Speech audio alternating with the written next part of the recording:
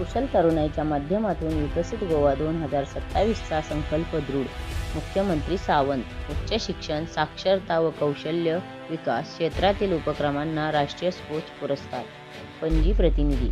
गोवा सरकारला उच्च शिक्षण, शालेय शिक्षण, साक्षरता आणि कौशल्य विकास क्षेत्रातील उपक्रमांसाठी अनेक राष्ट्रीय स्कोच पुरस्कार देण्यात आले आहेत.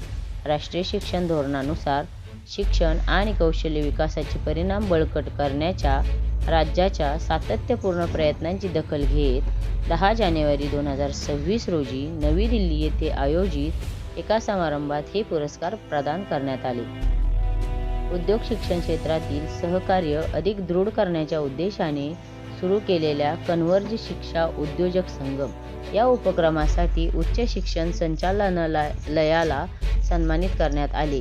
गोवा राज्य शैक्षणिक संशोधन आणि प्रशिक्षण परिषदेला गोवा राज्य पूर्णपणे साक्षर झाल्याबद्दल सुवर्ण कोच पुरस्कार मिळाला, तर शिक्षण संचालनालयाला मुख्यमंत्री शिक्षण सहाय्य योजनेसाठी रौप्य स्कोच पुरस्कार प्रदान करण्यात आला. या योजनेअंतर्गत इयत्ता 10वी आणि 12वीच्या पात्र अनुसूचित जमातीच्या विद्यार्थ्यांना कोणत्याही उत्पन्न मर्यादेशिवाय किंवा प्रयत्नांच्या निर्बंधाशिवाय परीक्षा शुल्काची परतफेड केली जाते. याप्रसंगी बोलताना मुख्यमंत्री डॉ. प्रमोद सावंत म्हणाले, अनेक राष्ट्रीय स्कोच पुरस्कार जिंकून गोव्याला अभिमान मिळवून दिल्याबद्दल मी उच्च शिक्षण संचालनालय, कौशल्य विकास आणि उद्योजकता विभाग, SCRT गोवा आणि शिक्षण संचालनालयाच्या चमूंचे अभिनंदन करतो.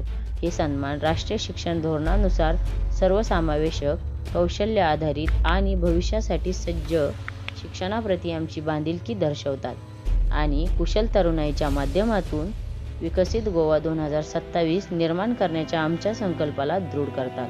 कौशल्य विकास आणि उद्योजकता विभागाला मुख्यमंत्री कौशल्य पथ योजनेसाठीही सन्मानित करण्यात आले.